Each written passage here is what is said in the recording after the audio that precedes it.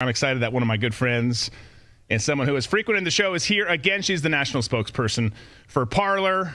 She is Amy Robbins, and she's here. She's also, by the way, the CEO and founder of Alexo Athletica.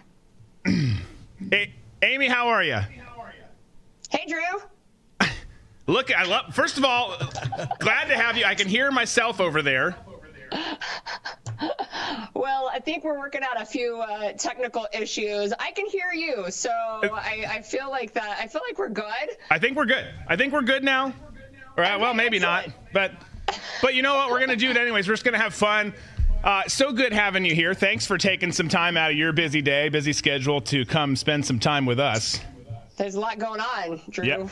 There sure is. We gotta talk about. There's a lot. Well, nobody has time to just be passive these days. We got to get this information out there as much as we can. We absolutely do. And there's a big conversation that happened last night. And going into that conversation, there's a lot of things that I want to kind of touch on here. And Tom and I both have some questions for you that we want to get your 2 cents on. But you had the UK earlier this week, the UK Metro Police Chief saying that people who comment on social media that doesn't go along with, basically, that's not what he said, but basically it doesn't go along with their narrative. If people's feelings are hurt, they're going to extradite people. Then, fast forward to yesterday, you have the EU boss send a letter to Elon Musk saying, hey, keep this conversation in check because we've got a lot of X users, Twitter users, whatever the hell we're calling it these days, in Europe. And you've got Trump coming on, and we really don't want you guys sharing the truth or sharing your opinions. How concerning has that? I mean, at first, it's obviously concerning, but as the spokesperson and a key pillar in Parler, now that Parler's back, and by the way, folks, if you haven't gone back, go back to Parler. Let's go. But as someone who's a part of a company, a platform, a community such as Parler, you see this, and what are you guys thinking? Yeah, so first off, you hit the nail on the head because what I think was very evident yesterday is people, maybe they're not paying attention to what's going on with censorship here in America, but you'd have to be living under a rock not to hear about this letter that was sent to Elon Musk, basically telling him that he better not allow any misinformation, hate speech, anything that could incite violence. And what I would like to remind everybody is that misinformation to the people that are in control and in power simply means information that they don't agree with.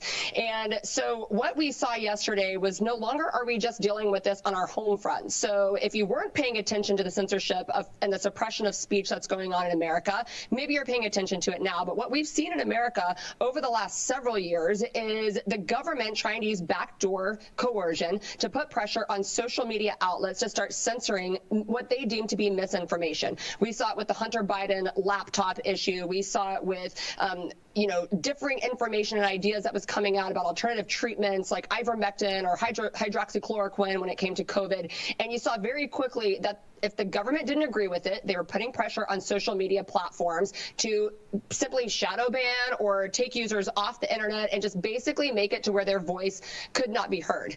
And so I think what we're seeing is how important it is now more than ever that we have platforms like Parler, that we have platforms like X that are not bowing down to the mob when they come after us and tell us, you better not do this.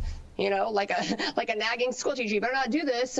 You better listen to what I have to say. And what's important about this that people have got to realize, why are they doing this to begin with? All right.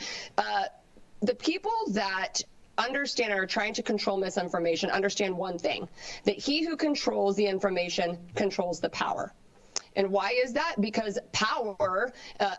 information is empowering. Information gives us, the people, to have the ability to choose and act and behave the way that we want to. And the people that want full control and power want to be able to basically control our behaviors by manipulating and controlling information. And that is why they're trying to put a stop to it. Yeah, no, absolutely. That's why we're hearing all this reference of hate speech and disinformation, because on the surface, who can argue with that? But when you know their intentions and they get to decide everything you just said, they get to decide because they want power. Information is power, and they just want all of this control. It's really a tricky thing. And they get people to go along with it because it's like, oh, yeah, because most people are good-hearted people. I know there's a lot less of them these days, but most people inherently have that in there. And you hear these things, and it happened during COVID too, right? Just do the right thing and get vaccinated. Do the right thing and stay home. Do the right thing and wear 32 masks.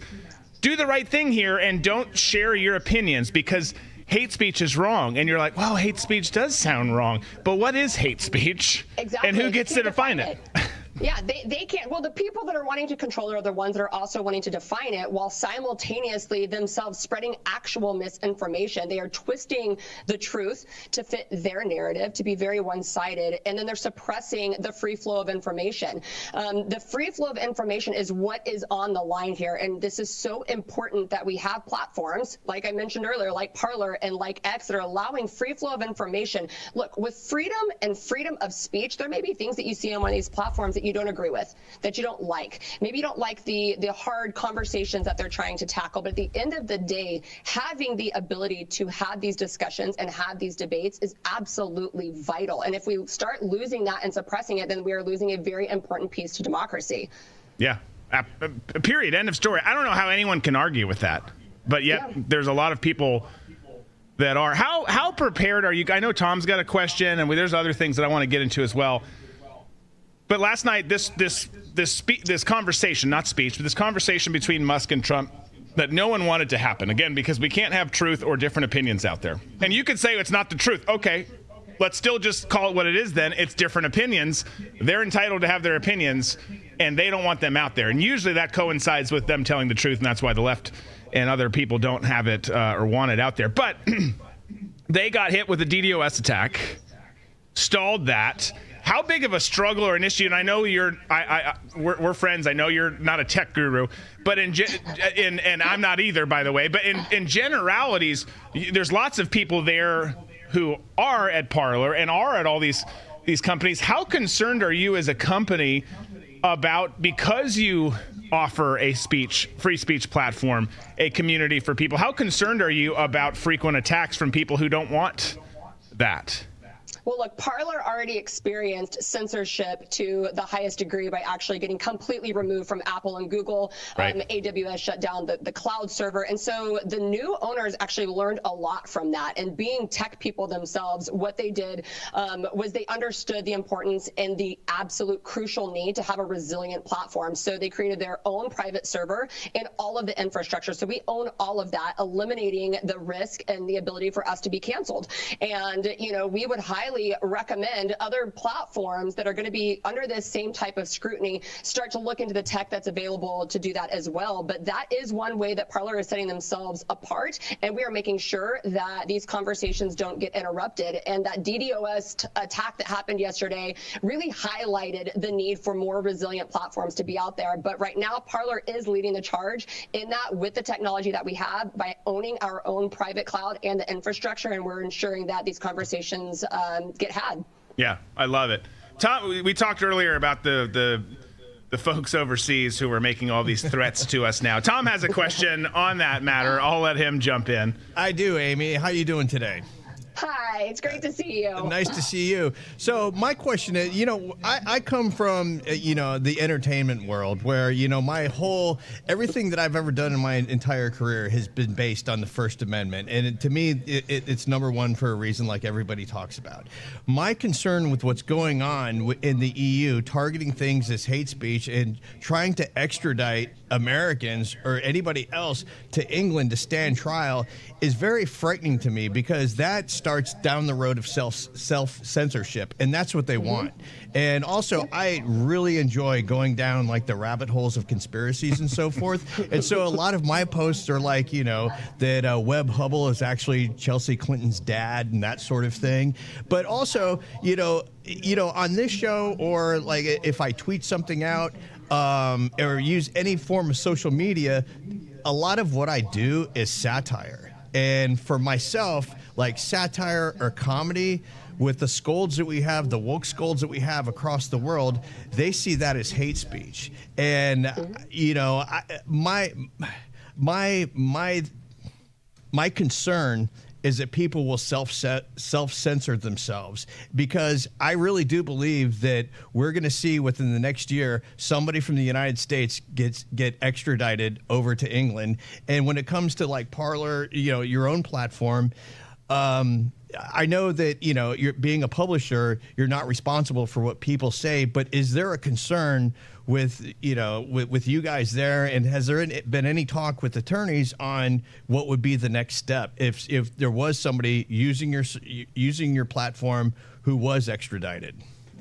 That's a great question, and quite honestly, I don't have the answers to that right this second. But what I will say is that you're very valid in having those concerns, because we are already starting to see implications of, especially entertainers. Look what happened with several comedians that were censored, that said something that the powers that be didn't find funny. They found it hateful, and our stance at Parler is always going to be that we should give the power back to the people to decide what they want to listen to, what they want to find funny, what they want to block, what they find offensive. Just give that power back to the people. We are not here to be the arbiters of truth. We are here to simply provide a platform for these discussions to take place, for the debate to happen. And we welcome both sides of the aisle. We welcome all types of beliefs, all ideologies. We welcome their humor to come on here, and then let people decide for themselves. But because that's so important. It is so important that people choose and start really being able to filter through the information that they want to hear, not that they're being force-fed from other big tech platforms,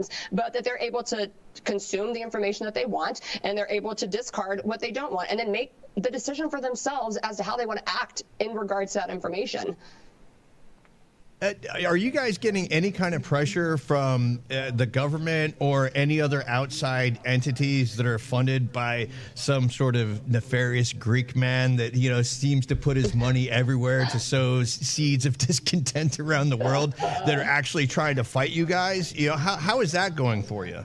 Look, we're sovereign, so that's the beautiful thing about what we learned the first go round, because this did happen to Parler 1.0. They experienced the exact thing that we're talking about, that everyone is afraid of, which is getting pulled off of a server or getting pulled from the Google and App stores. And so right now they've got X in their crosshairs. But what I think is extremely important is that during this time of division, all of us who stand for free speech and who are providing platforms have got to come together in unity and solidarity and continue to stand up to this, to show our support for what they're doing, to say, look, this is now more important than ever. And that's what we're doing. And we're just going to continue to move forward to champion free speech and continue to be a platform that allows it. And we're very thankful that other organizations and other companies like X are doing the same thing and stepping up and showing not just the American people, but the world how important this freedom and this liberty really is for people.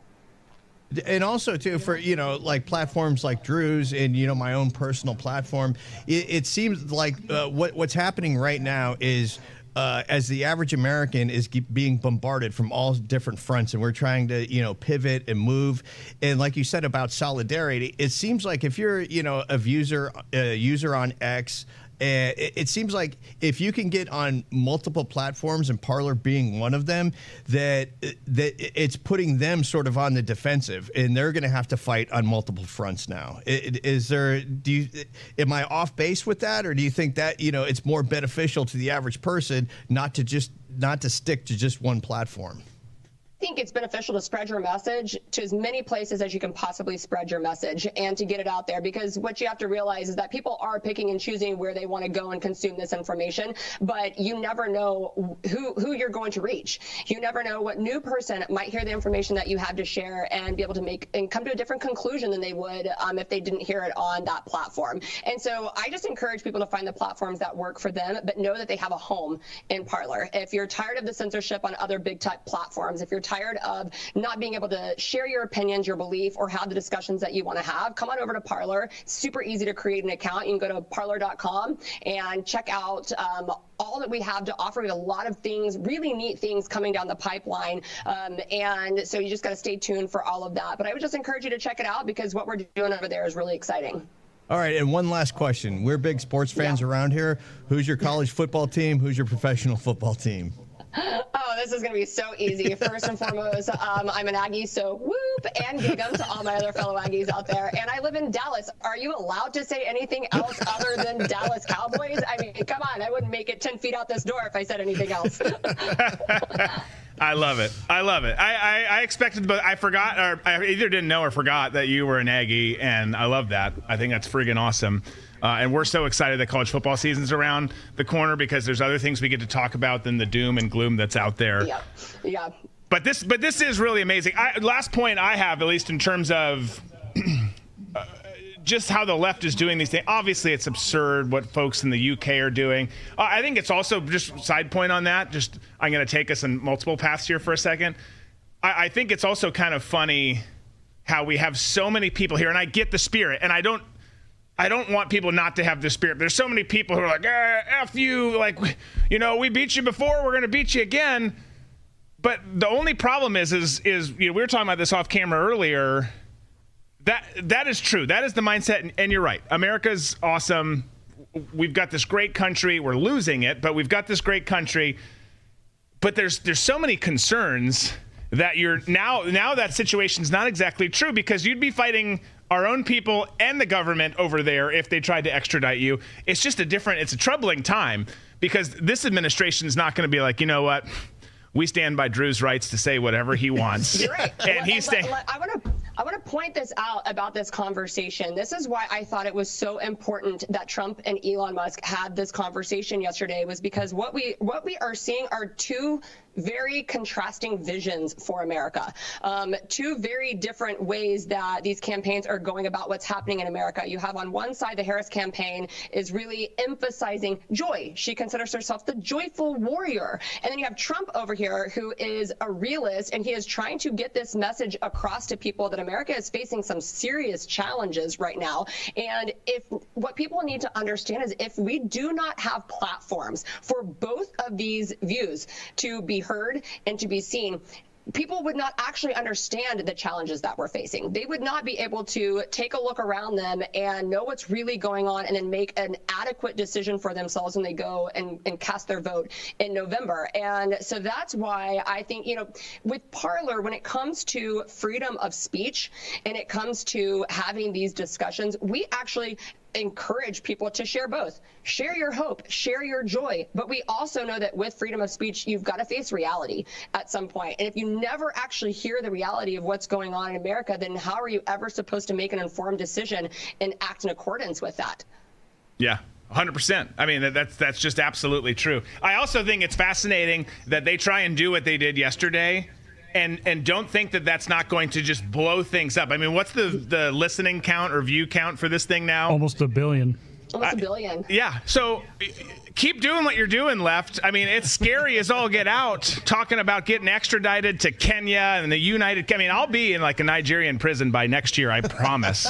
All three of us will. But keep saying all those things, and guess what? People are going to come and listen to these types of conversations, which that's all they were. That's all that was a conversation, and it should wake some people up, because there's people from all walks of earth and political views that listened to this thing last night. A lot of them laughing, oh my gosh, he messed up this, he messed up that. But guess what?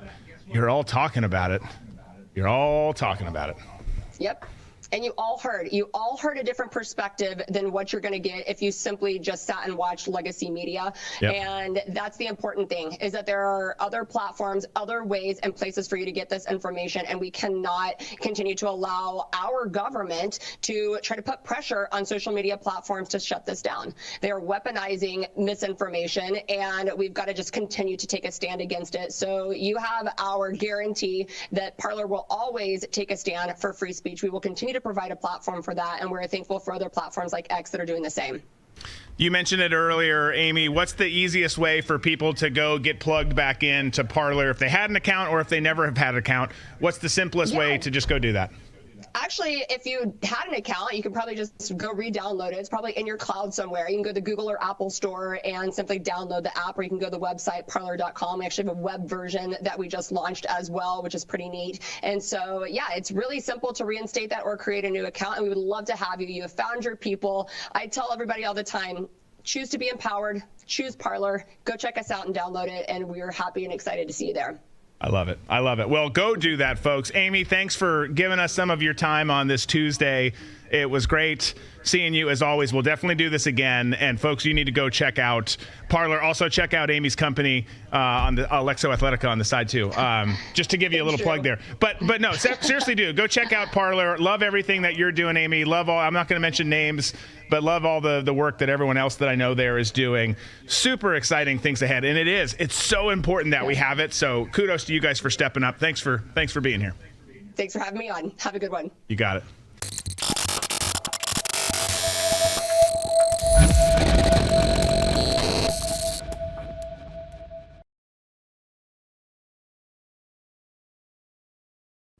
Mike Lindell here, and like you, I see our country being destroyed daily.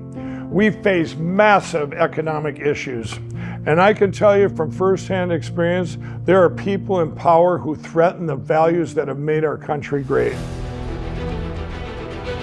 Well, I've been a believer in gold and silver for a long time, and I've searched for years for a partner that shares my values. Well, Genesis Gold Group showed me how easy it is to protect your IRA, 401k, or your retirement with gold and silver. Their faith-driven approach to service and stewardship is one that stands out from the rest. To get your free definitive gold guide and get started learning more about investing in gold and protecting your retirement from uncertain times, visit treasureandtrust.com now. Fill out the basic contact form and a member of the team will be in touch. Again, that's treasureandtrust.com or call 855-625-7760.